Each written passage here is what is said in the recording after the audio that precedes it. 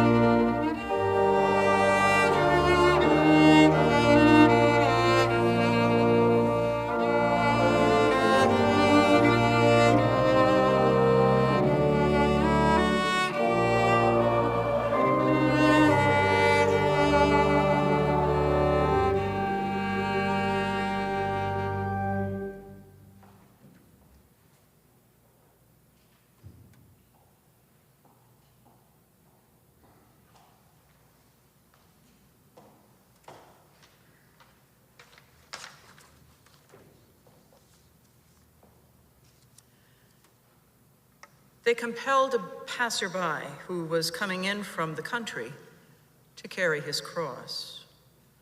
It was Simon of Cyrene, the father of Alexander and Rufus. Then they brought Jesus to the place called Golgotha, which means place of a skull. And they offered him wine mixed with myrrh, but he did not take it. And they crucified him and divided his clothes among them, casting lots to decide what each should take. It was 9 o'clock in the morning when they crucified him. The inscription of the charge against him read, "The King of the Jews."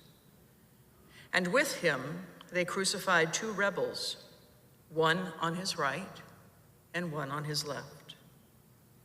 Those who passed by derided him, shaking their heads and saying, "Ha ha, you who would destroy the temple and build it in 3 days, save yourself and come down from the cross."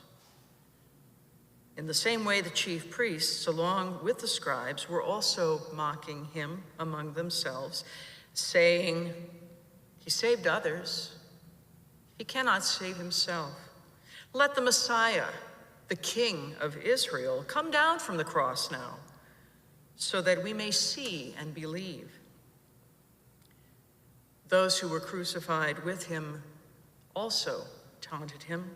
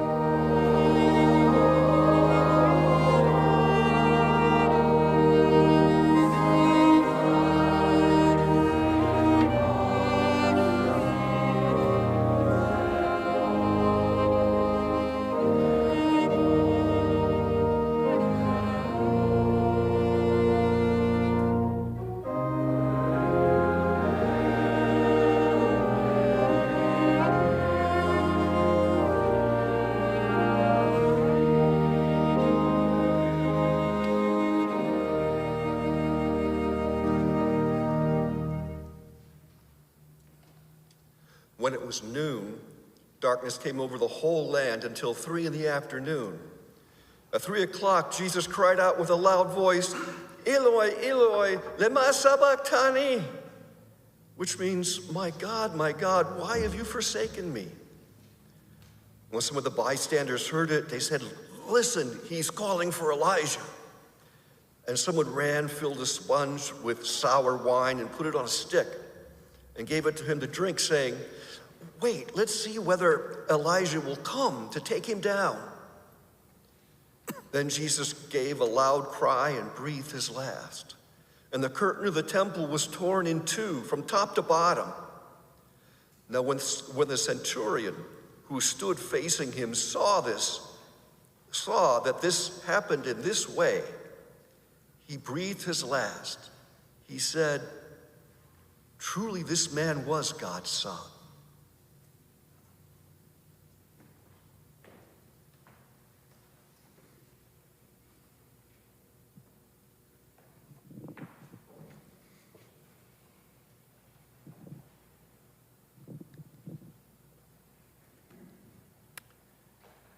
Were you there?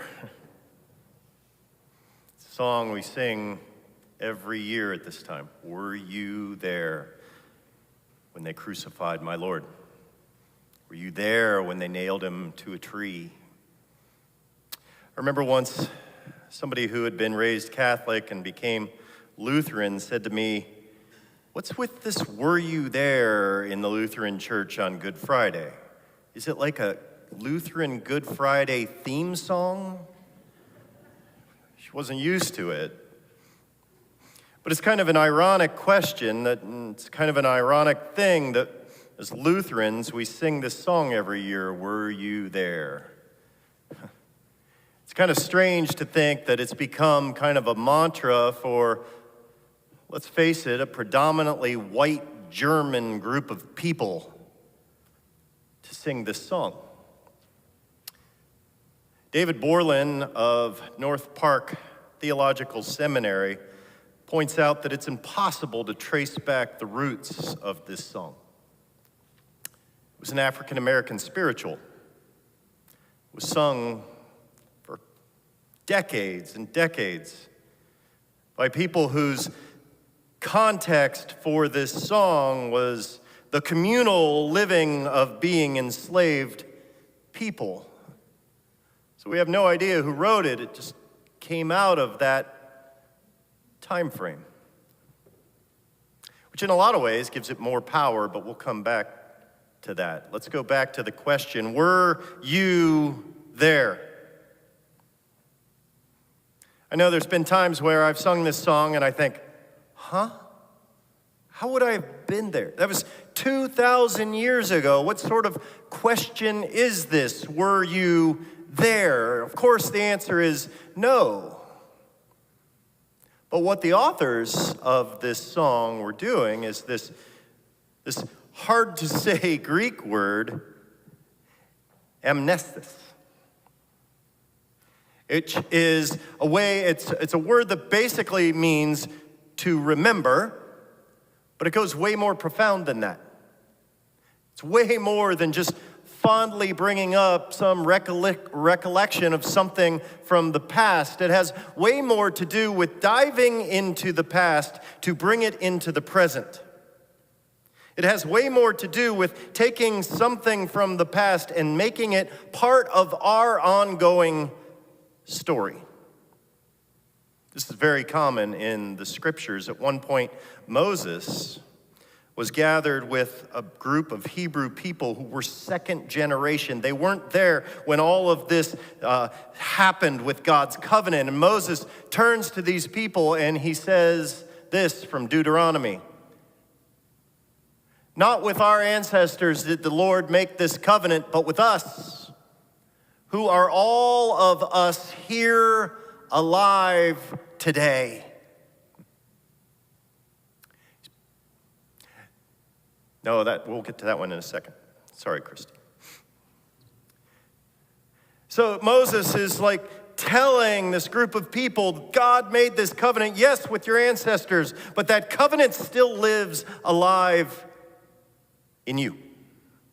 It's remembering, it's remembering our past to our present. Now, to the next one. The Seder meal. If you've ever been to a Seder meal, we've had some here where Jewish people get together and they remember what God has done for us, but they don't say it as something that happened in the past. They say it like this: "Then you shall say to your children, we were Pharaoh's slaves in Egypt, but the Lord brought us out of Egypt with a mighty hand." It's not to them, it's to us. To us, the covenant, this promise, the way that God works in the past is still the way that God works with us today in the present. It didn't just happen to them, it happens to us. And the same thing is true in the Eucharist. When Jesus says, "Do this in remembrance of me," it's not that we come up and we celebrate this feast with one another, thinking of it. It brings back to mind this historic event of 2,000 years ago. We're doing this as a way of bringing that past and remembering it to our present, and it's still a part of our story, as much now as it was then. Were you there?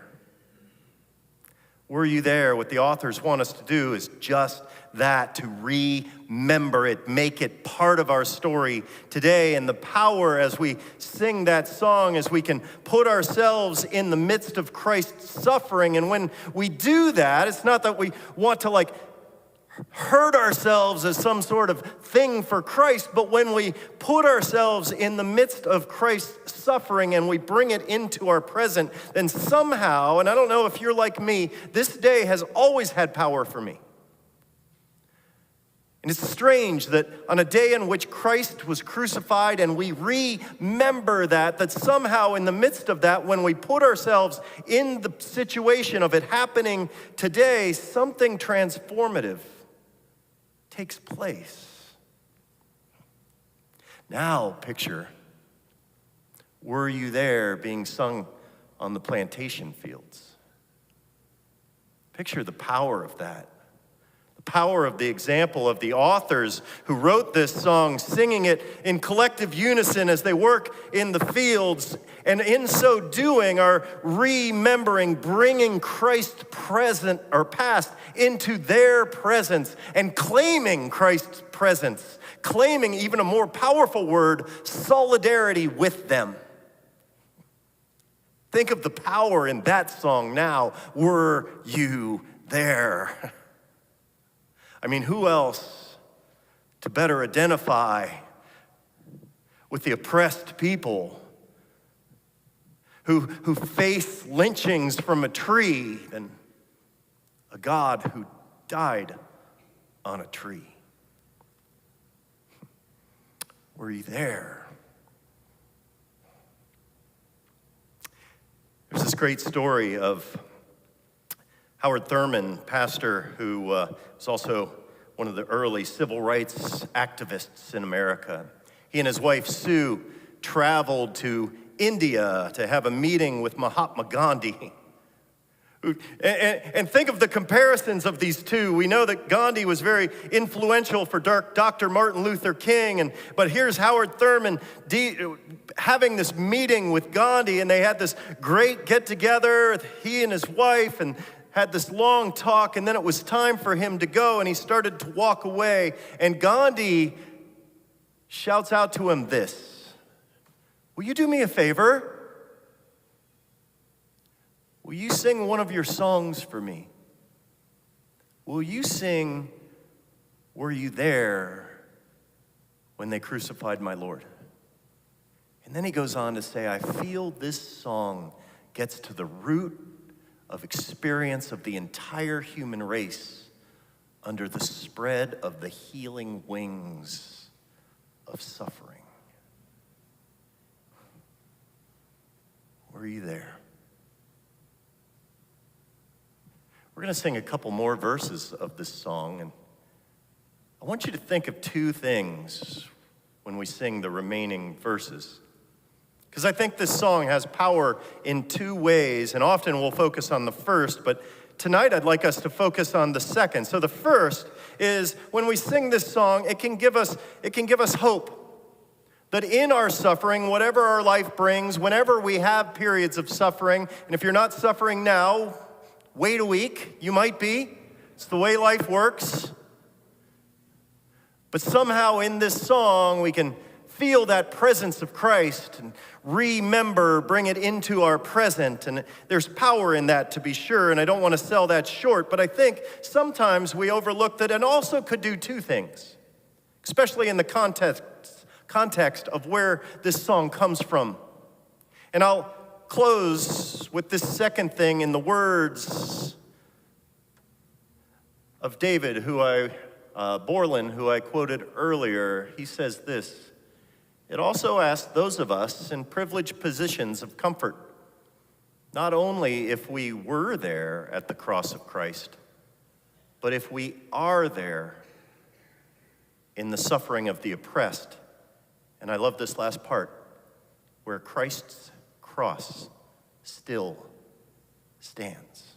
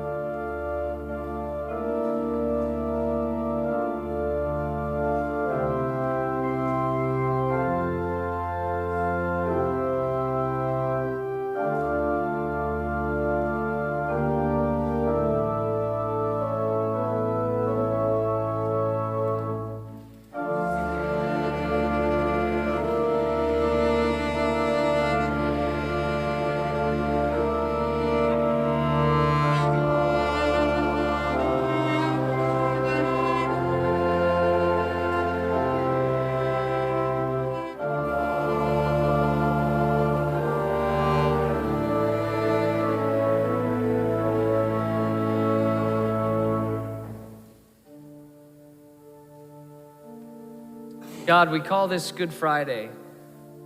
There's not really anything good about it.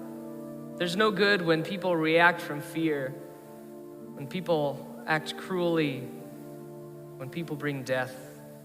And too often we too celebrate power and strength, even celebrate violence when we think it's justified. We cheer when our enemies suffer and forget that Jesus calls us to love and forgive them, just as he did on the cross. So let us see the good tonight, not in crucifixion, but in Jesus' love that shows us that nothing is beyond God's redemption, not even the cross. Be with us, even on the darkest moments of Friday, giving us hope that Sunday's coming. Lord, hear our prayer.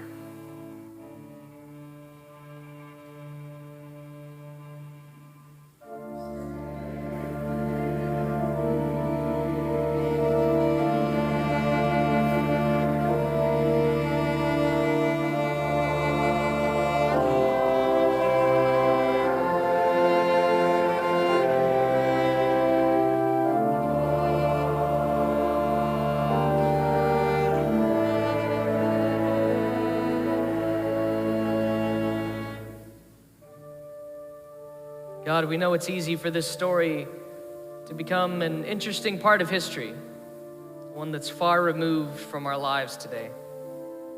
Help us to see the reality that this is our story too, and we're still living it out. God, we remember how we have been the fickle crowd who cheer and then run away when things are hard. We shout Hosanna for you to save us, and we've shouted crucify him. We've been like the disciples, betraying what's good in the world like Judas, denying you like Peter, and doubting you even when you show up right in front of us like Thomas. And yet your love never fails us. Forgive us. And may we know that your mercy and love is not about our worthiness, but your goodness. Lord, hear our prayer.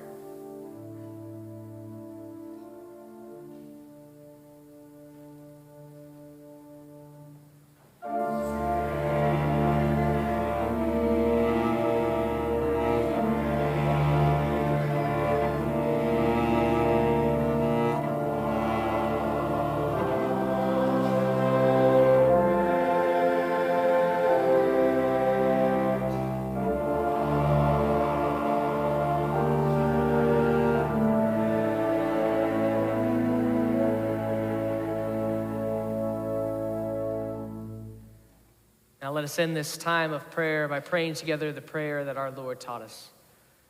Our Father, who art in heaven, hallowed be thy name. Thy kingdom come, thy will be done, on earth as it is in heaven. Give us this day our daily bread. Forgive us our trespasses, as we forgive those who trespass against us. And lead us not into temptation, but deliver us from evil. Thine is the kingdom, the power, and the glory, forever and ever. Amen. You may be seated.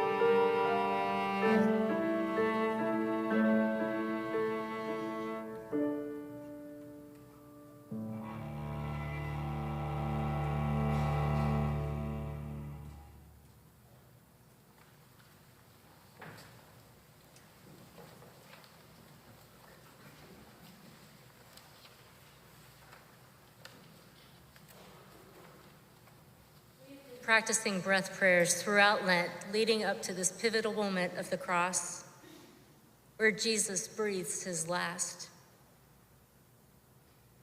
I'm going to introduce our breath prayer for this evening and then read from a book entitled Mary, A Life in Verse by Patricia Monahan.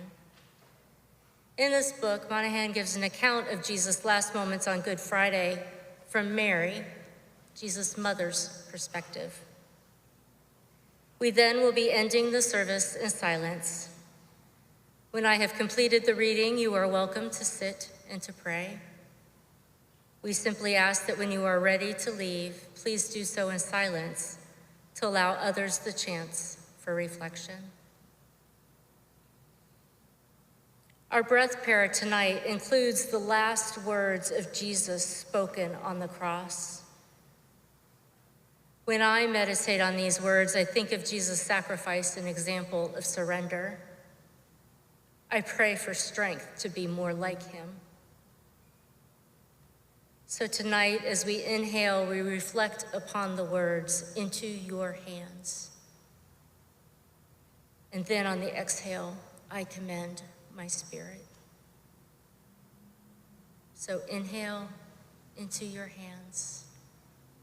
And then exhale, I commend my spirit.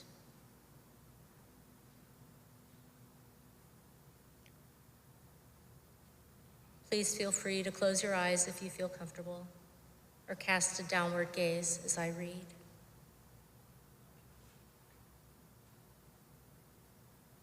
And now we reach the center. I stand barely moving beneath a cross where a man is slowly dying. You have seen this picture so many times.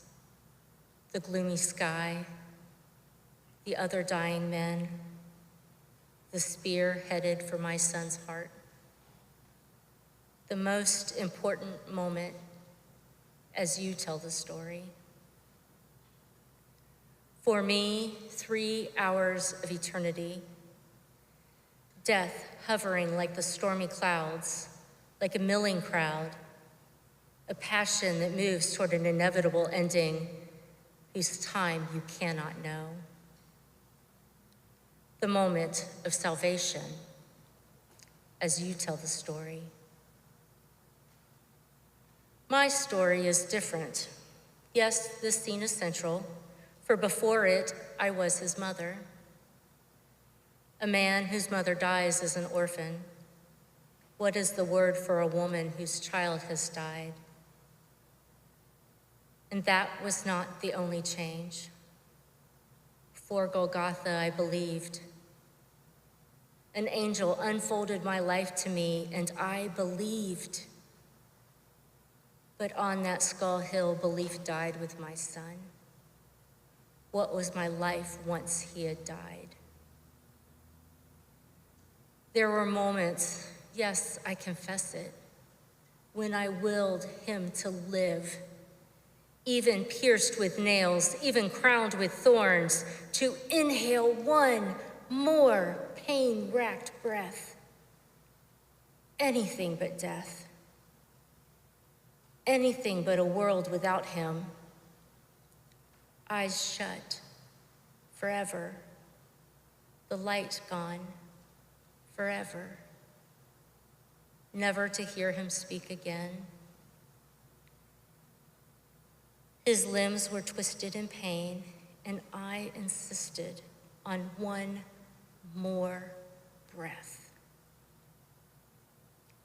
One more. One more. And then it was over.